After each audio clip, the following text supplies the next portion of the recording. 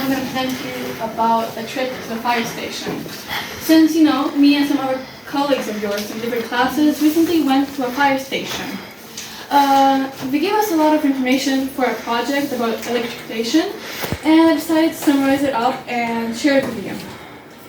First of all, to start off the subject, what is an electric shock?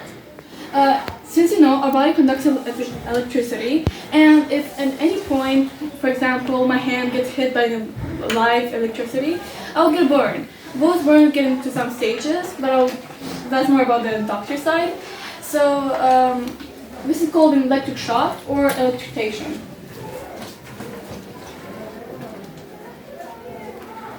What should we do if someone gets electrocuted?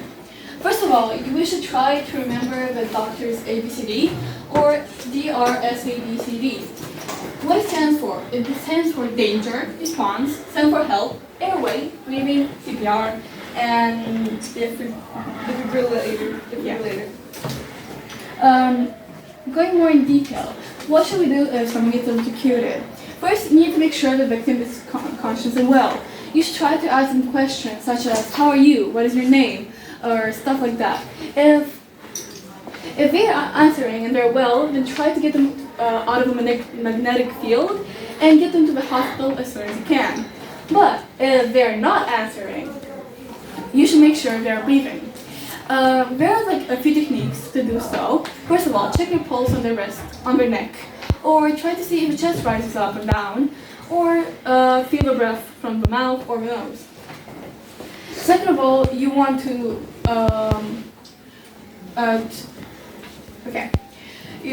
try to disconnect the power supply.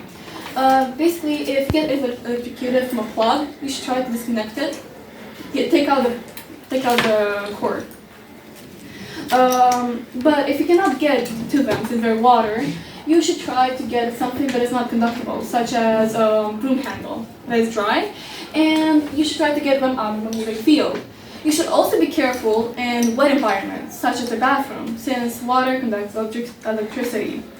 After you get them out and they're safe, you should try to do CPR. That stands for cardiopulmonary resuscitation. How to perform CPR? I'll show you a little image that you can scan.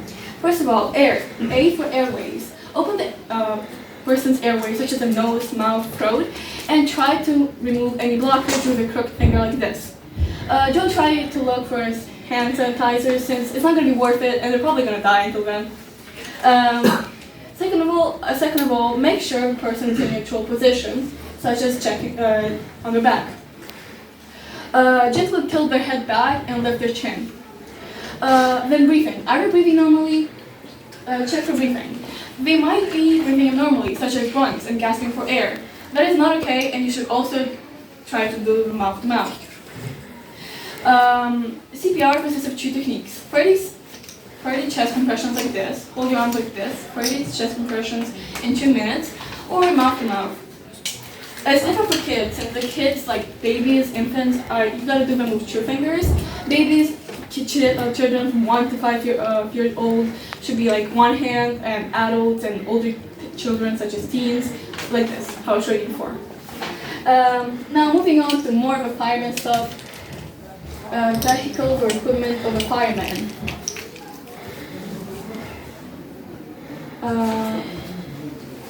Firefighters use a lot of variety of tools, including gas masks, helmets, boots, and different stuff, and a belt to hold all of it together. They also make use of different numeral tools, such as Fermi calculators that show you the quantity, radios, and more. They have 3 types of vehicles, such as a fire engine, which holds up to 43 tons, if I'm not mistaken, and includes hoses and different stuff to rescue the people.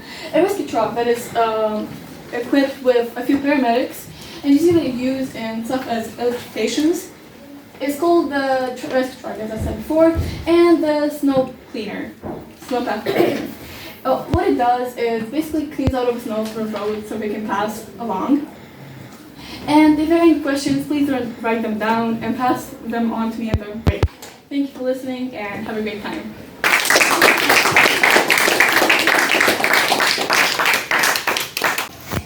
Hello, we are Odobes Luka And I am David Vnichenko. We are from the 7th A from Orizont, I. Today we will be presenting a short presentation about our trip to the fire department, which was not long ago. Firefighters intervene to provide help in case of emergency, fires, accident, floods, earthquakes, or other emergency situations, with the task of avoiding or reducing the negative effect on people, animals, and goods, as well as organizing their rescue actions. Curiosity is about firefighters. A firefighter carries up to 30 kilograms of equipment on his body. His figure varies depending on what the uniform is made of and what is included in the outfit. It is obvious that firefighters can only work if they are in perfect physical condition. I am ready to help in any situation. A firefighter's job is not limited to fires. These heroes save people when there are floods, earthquakes, man-made disasters, and terrorist acts. They even serve as plumbers, electricians, mechanics, biologists, and even medical workers when it is necessary to provide first aid before the arrival of doctors. In some countries, fire engines have special equipment and apparatus for resuscitating victims. They put the uniforms in the closet so they can put them on in seconds.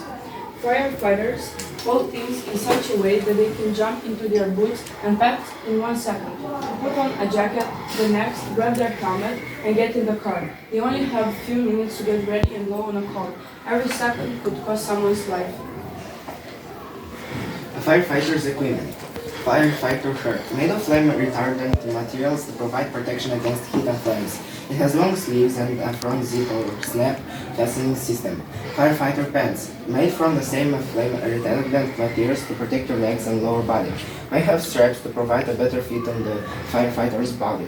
Sometimes the pants have a reflective inserts for increased visibility in emergency situations. Firefighter boots. The boots are fire and chemical resistant. They can be made of rubber or composite materials to provide maximum protection against heat and sharp objects. Fireman's helmet. Protective helmet with a peak to protect the firefighter's head from falling objects and other hazards. It can have a visor and adjustable mounting system. Monetals and monex or other flame retardant materials. The hood is worn under the helmet and protects the head and neck from extreme heat and flames. Firefighter gloves. The gloves are made of heat, flame, and chemical-resistant materials. They can be long to cover the wrist or shorter as needed. Fireman's collar. The collar attaches to the neck and provides additional protection against heat and flames. Utility belt. The belt is equipped with various pockets and attachments to carry tools and accessories useful during interventions. Eye and hearing protection equipment. Firefighters wear goggles and to protect their eyes from particles and chemicals. Hearing aids or headphones may be worn to protect hearing against loud noises. Breathing equipment. Firefighters wear breathing equipment to protect their lungs from smoke and toxic substances. Includes a breathing regulator and a sealed face mask. Fire truck. Case and chassis. The fire truck body is usually made of steel or aluminum to provide strength and durability. The chassis is the basic structure of the vehicle and serves as support for the other components. Driver's cabin. The location of the driver and the response team. Equipped with control elements, communication systems, and tools for managing emergency interventions. Firefighting equipment. Water tanks and pump to supply water to the fire source. Hoses and lances for distributing water on other fire extinguishing agents. Foam systems for controlling flammable liquid fires. Emergency lighting system.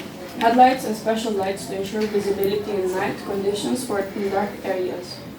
Rescue equipment. Retractable or extendable ladders for height access. Cutting and dismantling equipment for interventions in road accident situations. Communication system. Radios and other devices to facilitate communication between the response team members and other emergency crews. Additional storage and equipment. space for storing personal protective equipment, tools, and other materials needed in emergency situations, safety systems, traction control systems, and effective brakes to maneuver in difficult conditions.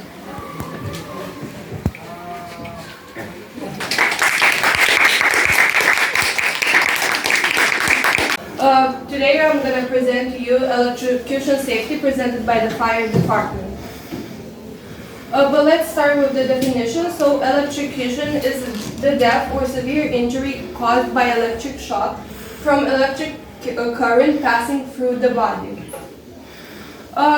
Everything has consequences. So some of the consequences we can get from electrocutions are burn, cardiac arrest, breathing difficulties, loss of consciousness, muscle spasm, and clinical death. What to do if you see an electrocuted person? From the moment you spotted that person, you now became a savior. So number one, in case you spot an electrocuted person, you have to disconnect any electricity sources. Disconnect the electricity from the power box or remove the cable with a non-conductive object. For example, wood, rubber gloves. Step number two, call 112, giving as many details as possible. Name, address, how to get there in case you're inside a building, number of injured people, and causes. Number three, you have to check your surroundings because your life could also be in danger. So check for animals, traffic, any person in hiding. Number four, if possible, remove the person from the danger zone without causing him or her any other injuries. In case that person is at a high building with that is unprotected, check your possibilities of getting him down. Number five, check for any signs of concussion. You can do so by shaking him lightly and asking him, "Hello, can you hear me?" Checking his pulse, so you can check his pulse at the arm or at the neck. And check for any signs of breathing. So you have to do this by putting one arm on the stomach or on the rib cage to see if there are any movements. You have to put your ear at the nose to see if they're breathing. So if the person responds to the shaking, has a pulse and breathes, you need to check for any burns and put him in the safety position. Start on the back, put one leg up and then one arm up, and slowly, by the reason arm and leg, turn him on the side. If you see any burns, you are not entitled to give him any medicine. Simply take a paper towel, wet it, and lightly clean the burn. Case number two, if the person does not respond to the shaking but has a pulse and breathes, clean the burn and put him or her in the safety position. Open the mouth so he won't choke on the saliva. If you see anything in the person's mouth, slowly remove the thing with your finger so you do not need any other instruments. But be careful if you have long nails. And we have case number three. If the person does not respond, doesn't breathe, and doesn't have a pulse, you need to start the vital life support or resuscitation. You need to start by placing your arms on the rib cage. You can also do this thing on starting from here and then in here, and where the middle connects. That's where you have to press. So you have to straighten your arms and use the back of your hands to do so. The ratio needs to be 30 presses by 2 breaths for an adult. If it happens to be a child from a 1-year-old to 18-year-old, you have to do a ratio of 15 to 2, and if it's a newborn, so from 0 days old to 28 days old, you have to press 3 times and 1 breath. And you have to do 100 to 120 presses per minute. The breath is done by pinching the nose, the soft part of the nose. Close with your index and thumb. Open the person's mouth with your thumb and fingers. Take a breath and place your lips over the patient's mouth, ensuring a good seal. Blow steadily into the arm for about 1 second, watching for the chest to rise. So if you don't see any signs of life or of breathing, you have to continue the resuscitation. But if you do see signs of consciousness, so you have to put him in the safety position. Okay, so, and I forgot to mention, in case you have to check the person every 1 to 2 minutes and change its position every 30 minutes. And if you see that the person is not breathing again or doesn't have a pulse, you have to start the vital life support again. And we have a fire truck scheme. So when you call 112, they usually come in this big fire truck. So they usually have like 20-meter hoses that are used in case of a fire. And then on the back they have a discharge for oxygen and water. But if there are people that are in danger or have loss of consciousness, they would come in a smaller truck that has paramedics and of course first aid medical kit.